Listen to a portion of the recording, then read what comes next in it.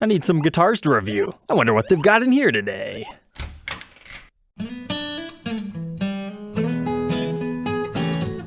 Welcome back, Troglodytes, to your daily dose of guitar information, the Trogly's Guitar Show. Alright, let's see what Guitar Center's got online. They have a little over 1,000 Gibson guitars that are used. Let's see if we can find a deal, or just interesting guitars to talk about. Our first one definitely falls within our later category there. This is an ES175T, but if you count the number of strings, 1, 2, 3, 4, that's not just a regular 175, this is a tenor guitar. In the olden days, Gibson made many of acoustic models in tenor variations, but my favorites have always been the electric guitars, like look at this weird SG Standard. But you can also find Juniors and Specials, and Les Pauls. I'd love to have one of those in my collection. They're just so goofy and weird. There's not many tenor guitar players in today's world, so they're generally not all that expensive as far as 50s and 60s models go. And since a lot of these were custom orders, sometimes you can find some really crazily spec'd and inlaid ones. But this one, it's pretty basic. It looks like your standard 175 body, but they've got this tenor neck on it. Except for we have the humbucker here. Now the photo quality's not that good, but you can see that it only has 4 pull pieces there, so that's kind of an interesting find. And it was currently marked down from $7,000 down to about $5,000. Again, very limited market, but a tenor collection would be a cool thing.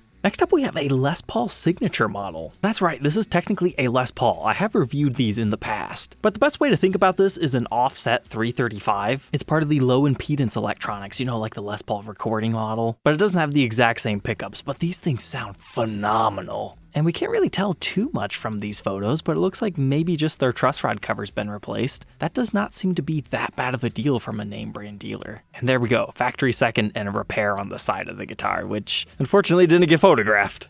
This next one I clicked on because it just said Custom Shop Les Paul Standard. What's going on here? It could be something special. So I was having a real hard time telling what color is it? Is it wine red? Okay, there we go. It's a quill top. It's got the ABR1 bridge. The back appears to be black. That's going to have a great cross section. And it appears to be from 2008, judging by that serial number. And hey, it's got the COA. I'd say something around 35 to 42 is about right. So just wait for that 15 to 20% price drop and then you're getting a deal. But this I might be interested in, a Gibson 56 Junior for only $4,000? Sadly, I remember when you could buy refinished Juniors like these for around $2,000 because I had done it before, but has somebody sanded the edge of that guitar? That's what it's looking like in that photo. I'm a bit scared. You know, headstock's pretty beat up, but that's about to be expected. We've got a replaced nut. Can't quite tell if there's a headstock repair or not, but oh goodness, yep. 100% confirmed somebody has shaven that down a little bit. At least they've got an honest description. Well, thankfully, that would actually be pretty easy to restore. You would just make a straight cut and then splice some new wood on there. And then in the refinish process, that'll all just get hidden. But here's a Firebird VII. You don't see the true Mac Daddy Firebirds too often.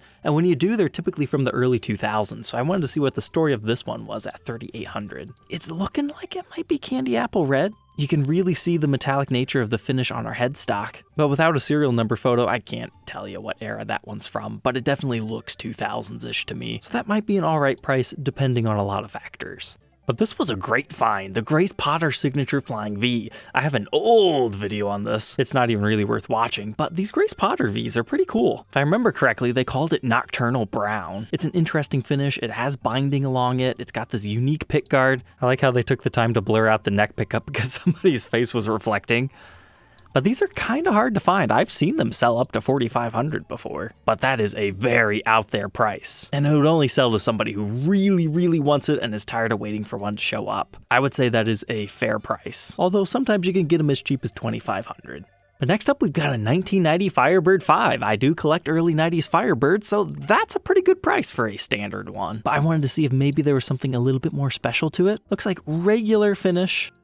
Not custom color, but somebody's put an 80s Posi Lock strap lock button on here. Then we've got one on the horn, and I'm not seeing a custom shop edition decal on the back, so it just appears to be regular production from the first year that they brought these Firebirds back, after their brief hiatus through the mid to late 80s. Pretty much the only thing wrong here is it looks like we're missing our truss rod cover, and that's kind of important on a Firebird because that's where your Gibson logo is. So other than that, it's actually a pretty good deal. But I had to see what was going on with this Les Paul recording. So we've got the slightly rarer white finish, but it doesn't have the black binding that these normally have. It's the regular cream prominent anyways. And I was trying to see if that was just finish wear or the actual cracks. That looks like a 3-piece top that is separating.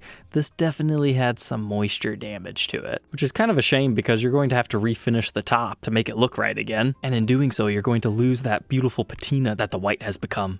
And wow, I've never realized how strange Les Paul recordings look on the back. They're top routed, so you don't need the back control plate, but you still need that one. Now this is a Gen 3 recording. If you look at a Gen 1, they look like this. Their layout actually had our selector switch down here, so they didn't have any back routes to them. But if you need to learn more about the Les Paul recording model, I did a pretty comprehensive deep dive in this episode when we documented the Les Paul recording 2. Next, I saw they had one of these SG Supremes. These are interesting early 2000s Gibson models, where it's kind of like the Les Paul Supreme, but done up in an SG format. Now, these do not have the flame maple back, it's just a top. They came in some pretty fancy finishes. I always liked that green one. But then the Supreme eventually became a carved top version. I've never really been a big fan of how they felt to play, but they're a cool period piece. Next up here, we got one of the 80s Explorers, posted at a semi-realistic price of $2,400. It almost looks like it's a blue burst, but no, looking closer here, that's definitely black. It's got the original pickup, so that's good, but you have to live with the Kaler. The stop bar varieties definitely sell for more of a premium, but if you don't mind the Kaler, go ahead and snap it up. Here's one of those Guitar of the Month Longhorns. We've talked about these before. They came stock with EMG pickups. They've got the piezo element so you can get some acoustic-like tones out of it. It's looking like this one was definitely played, so not quite what I'm looking for my Guitar of the Month collection, but might make a good player for someone. You'd probably want to be closer to 16 though. But here's a nice flying V. You don't see these every day. This model is actually called the V98. And what's kind of cool about it is you've got the 67 style guard over here, but you've got the 58 style output jack, and your layout's just a little bit different. Like they blend 67 and 58 elements together essentially. But this natural burst finish has always been one of my favorites from the late 90s into the early 2000s. There's also an interesting trans purple finish on them. They made SGs on these as well, but it was a small limited edition. And despite being called the V98, as I said, they were in production a couple of years, but that is the search term you want to use if you want to find one of these. This caught my attention because it was an okay price for one of these high-performance guitars. We've actually reviewed this exact finish, but it looks like somebody's replaced one of our UFO HP knobs for a regular one, but no pickup rings because they mount from the back. But we need to know more about this 2011 Les Paul Classic. And we've only got one photo to learn more about, so it's got the binding. It looks like it's a trans black flame top. That looks pretty good. And apparently this might have been a limited edition run around 2011 that features this unique finish. With brand new classics being $2,500, I guess comparatively it's not that bad of a price, because modern day classics don't have flame tops. I'm always happy to see these things get listed properly. So it's a 77 SG Special. These get listed as .neck standards all the time because just looking at them, everything is about the same. However, the nut width is a little bit different. This is the more traditional one, whereas the standards were a little bit smaller, and then you get the dot inlays. However, this one almost looks like it has an ebony board, but I wouldn't judge that based on these photos. They're typically rosewood. I would argue the tuners might have been replaced, but this one doesn't appear to be in too bad a shape. I would say that's an okay price.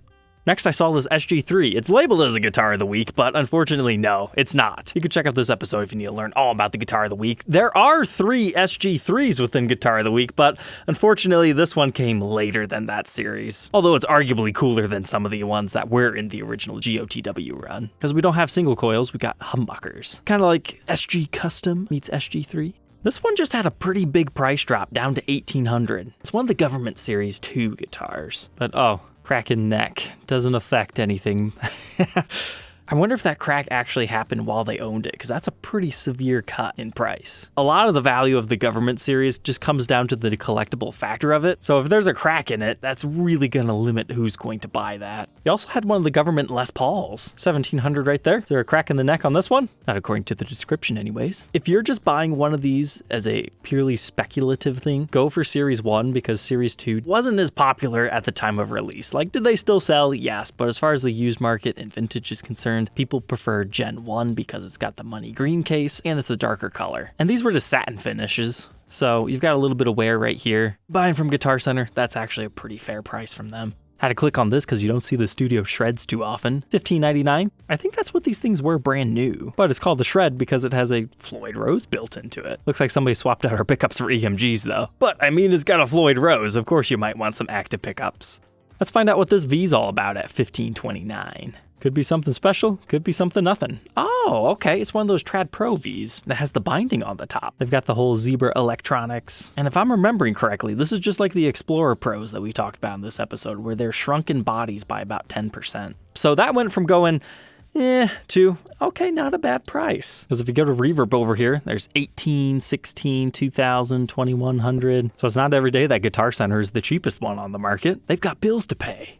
Here's another one that has the potential to be a good deal. $1,700 for an 84 SG Standard? We're only working with 2 photos again, but that's okay. A trained eye can tell you a lot just from a couple of photos. So if you ever need help looking at a guitar that you're interested in buying, I do offer private help sessions on my website. So it's in the mid-80s when Gibson changes what the knobs are made out of so they don't age. This one's right on the cutoff, so it's possible those could have been replaced. Our pickup covers are nice and rounded, so I'm not suspicious that those have been swapped. You could either find tarbacks in here, which is most common, or I think it's in 1985 when they switch over briefly to the Tim Shaws. But this one has been refretted, and those are definitely larger than stock frets. But that might actually be a good thing if you were just looking for something to play. I'd be curious if those tuners have been replaced. They don't quite look the part, but there doesn't seem to be too much wear on the guitar. And hey, there we go.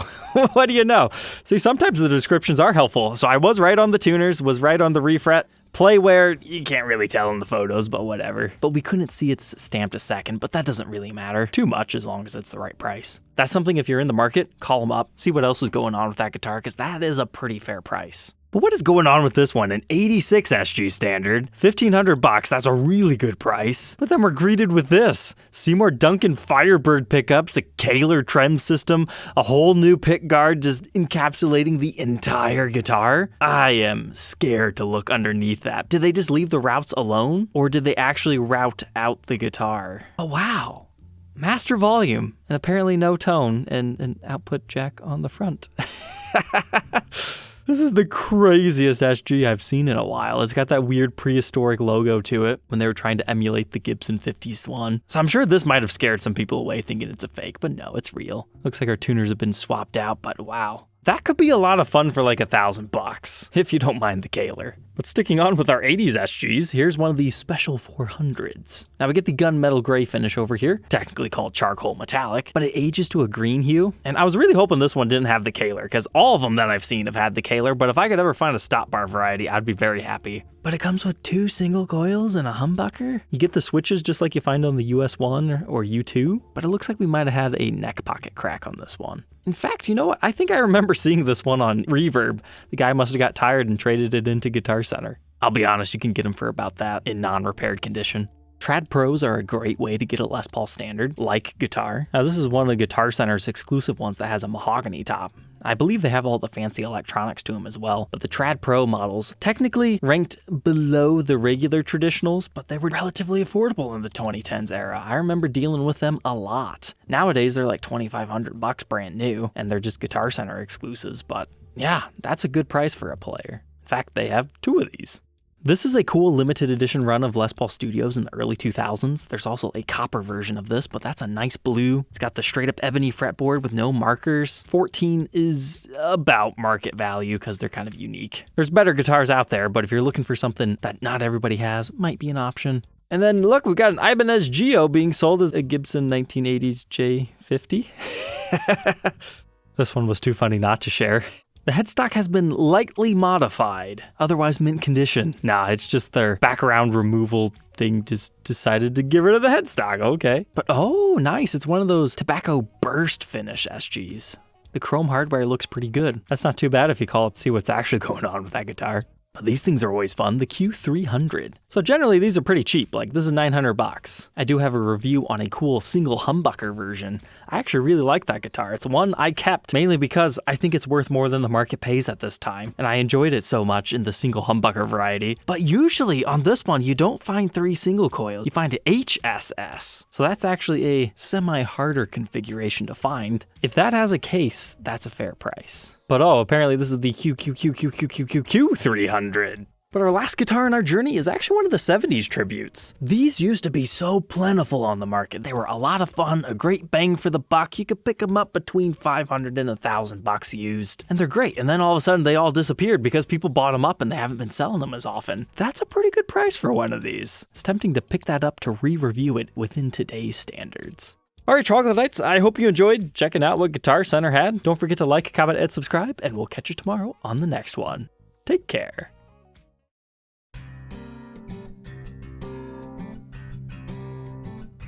If you enjoyed tonight's episode, consider subscribing. I post videos like this every day. And you might even enjoy this next one.